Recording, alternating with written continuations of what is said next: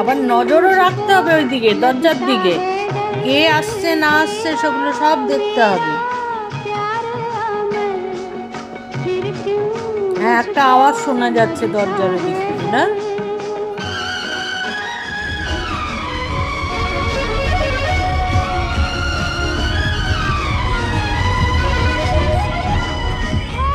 বাবা দেখো, চল একটু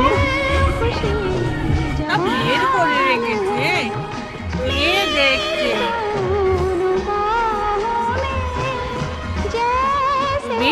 এই যে এদিকে টাটা পাই এসছো?